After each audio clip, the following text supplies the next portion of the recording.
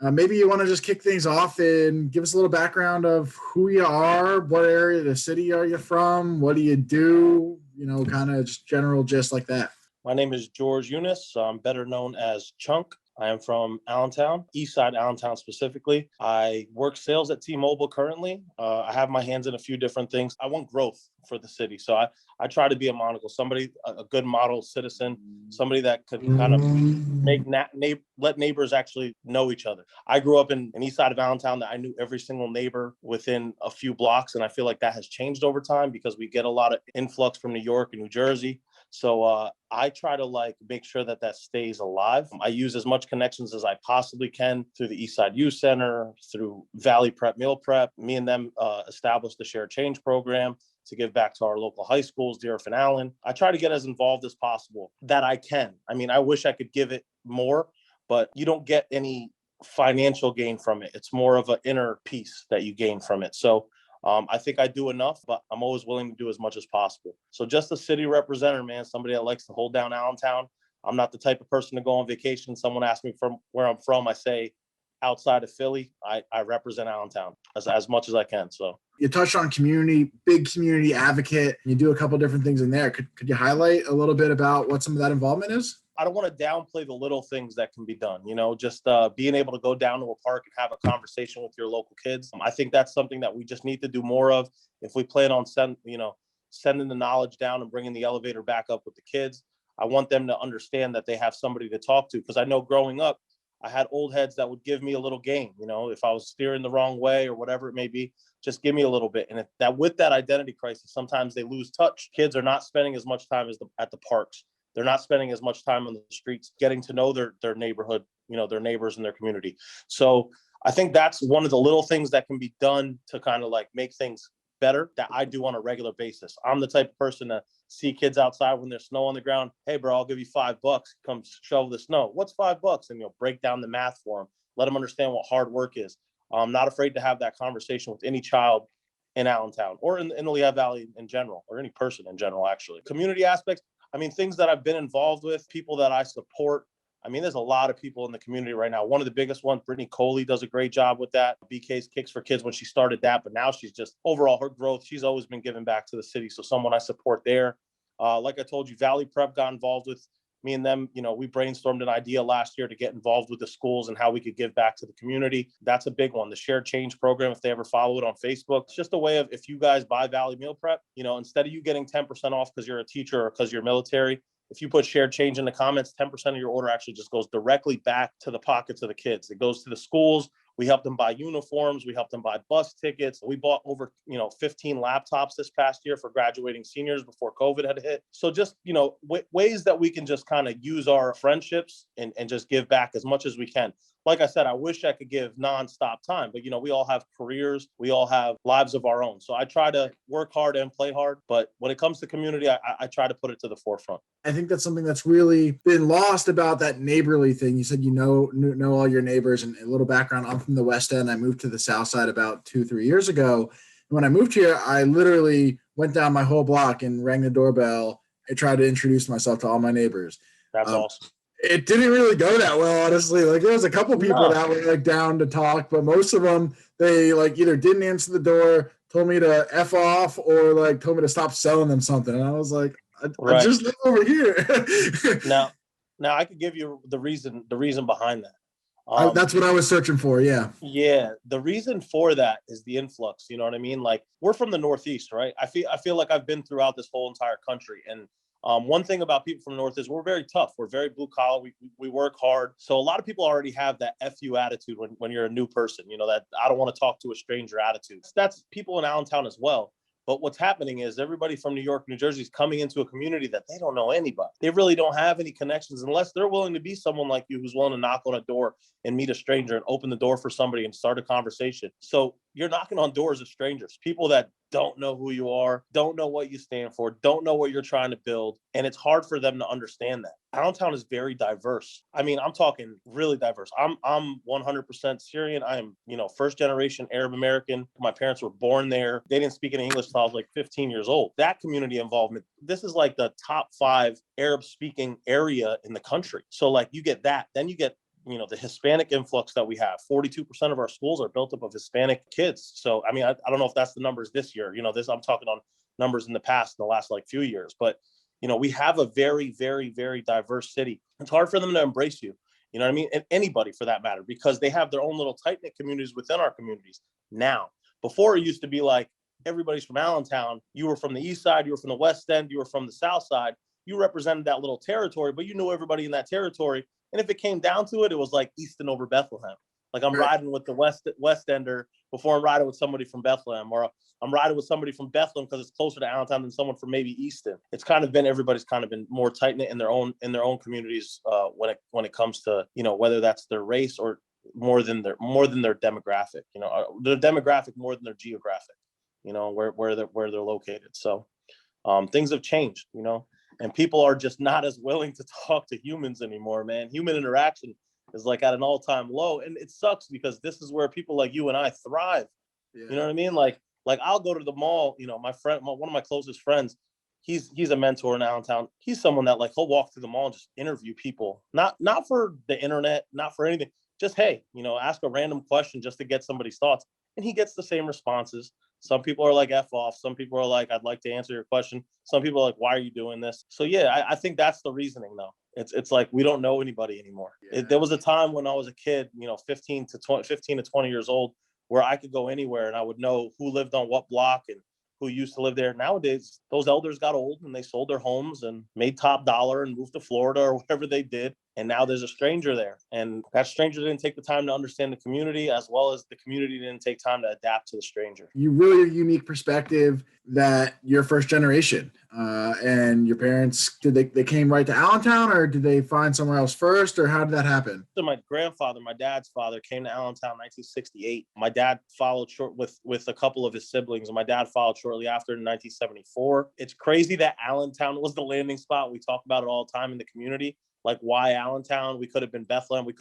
It's really Allentown. And there was a Syrian side of town at one point, and eventually everybody kind of emigrated to like Whitehall, you know what I mean? Like moved down into that area. We were poor, man. We were low income, low income families, hardworking families. My mom was a seamstress. She sewed fabrics when I was a kid, for cash under the table. My dad worked at a factory, you know what I mean? Like happy to have a job. Growing up in that, for me, it was always like, if they could get away with that and raise a family, me and my two sisters, like raise a family of 5 with no English, like I got to be doing better than them, and that's what they did it for. And there's a lot of Arab families like that. There's a lot of Hispanic families like that. There's a lot of African-American families like that, but we weren't here, you know what I mean? And we kind of just popped up out of nowhere, and we've kind of made our staple here in the Lehigh Valley. And there's a lot of Arab American people that are, Syrian American people in the community that are doing really big things for the city. So you have like distinct different areas of communities, but they are so fragmented. How do we bridge those gaps? What's needed to be able to know the neighbors, know the sections of the city, know which businesses are owned by who, and that's why you go there like it was when we were kids? First off, right now it's very, very tough. I mean, everybody's going through this COVID crisis. I mean, we're at the overkill point. You know what I mean? Everybody's kind of like cooped up, and it's really hard to bridge a gap on communication on a personal level when we can only do this through a Zoom call. You know what I mean? But if this was normal times, and we'll get back there, I know we'll eventually get back there. At least I hope so. I think the best way to do it is to kind of like have an outlet, have somewhere or someone that people can go to understand their community. We used to have, when we were kids, there was like romper day at the local, playgrounds. The Allentown playground festivities is where I met so many of my friends as a kid, dude. I'm talking about my best of friends from when I was a kid up until through my high school years, being able to revert back to somebody that might have been from the South Side and went to Walden Park or Roosevelt, or someone from the West End that maybe went to romper day at, Stevens in Center City, or someone even further west. You could have a conversation with like, hey, did you know about romper day? Yeah, I was in blah, blah, blah.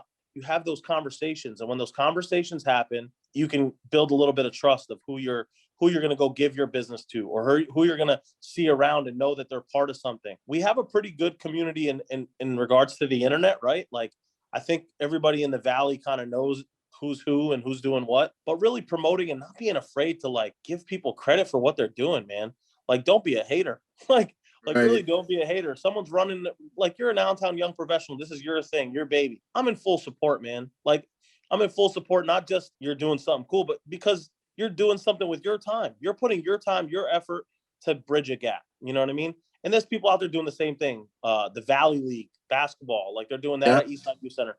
That's something that I feel like a lot of people have a part of. There's a bunch of different things throughout the entire community that are happening. It's just the know. Do you know?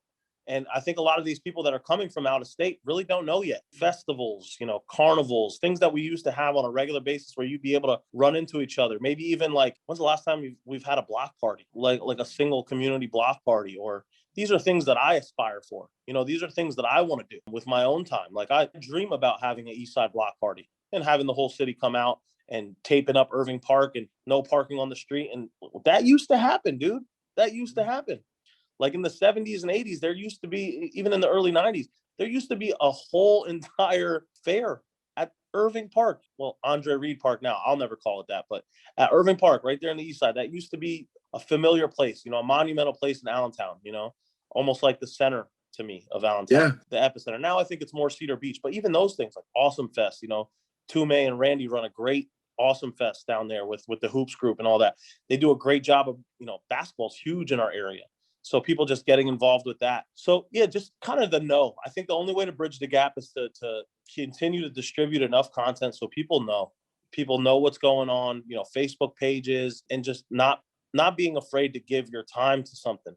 If I get free time and I have an opportunity, I'll pop by Eastside to watch a game just to show my face. You know what I mean?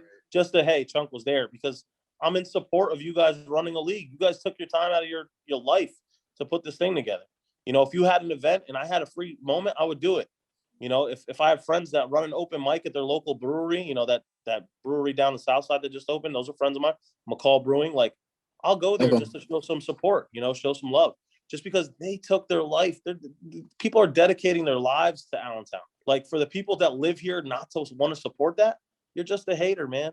You're just a hater. You got to want to give a little bit. We can't build anything if no one's willing to give a little bit. That nothing gets done. I think it takes the community. It takes people like us to be able to have those conversations with people like, hey, not everything is ill-intentioned. You know what I mean? Not everybody's trying to get your money. Not everybody's trying to sell you on something. Some people are just doing something that they love and they want you to be a part of it. What do you feel that the city could do, within Allentown that could make things a little bit better? We both know that the valley's grown tremendously over the past couple of years, but it's only going to grow bigger, with everything going on in the riverfront, ADP moving in downtown, businesses growing throughout the city. I think the best thing to do, honestly, is someone to get in there and kind of bridge the gap between corporation and community. Like someone's got to be able to go into ADP or B Braun or Air Products. These are staples of our community throughout the whole entire Lehigh Valley. These are large companies, dude. For them to not be able to build like a rec center or keep our parks in order, or, I know it's not their duty. Closed mouths don't get fed. Right. And if you're not asking the question, if you're not asking for a little help, your community is not going to get it. Nobody out of the goodness of their heart is just going to do that on a regular basis. It's a rarity. There's only a few of them. So I think that's a gap to bridge more so. The language barrier is one thing, but bridging the gap between corporation and community is big. With the riverfront coming, with the bridge on Tillman getting done, we have a lot of staples in the Lehigh Valley that can give back. And I think they are. They're trying. They have their own community programs, but let's get a list of the liaisons that run that community development program within their own corporations. Like, are you really doing enough? Do you know Chunk? Do you know Lou? Do you know the people that are really hands-on in the community? Do you know Brittany? These are the people that really can use your help. These are the people that are going to advocate and make sure that your money gets spent right and your money goes back into the community. So I think that would be an ideal thing to do. Really be able to set meetings up that we could get into those bigger buildings and have a sit down with people like that, so that we can kind of let them understand, like, hey, you came into our territory. We're letting you know this is ours, but we're willing to share. But can you kick back a little bit? And that's kind of what the whole thought process was behind Share Change when me and JP from Valley Prep came up with it. It was like, can the teachers use 10% off?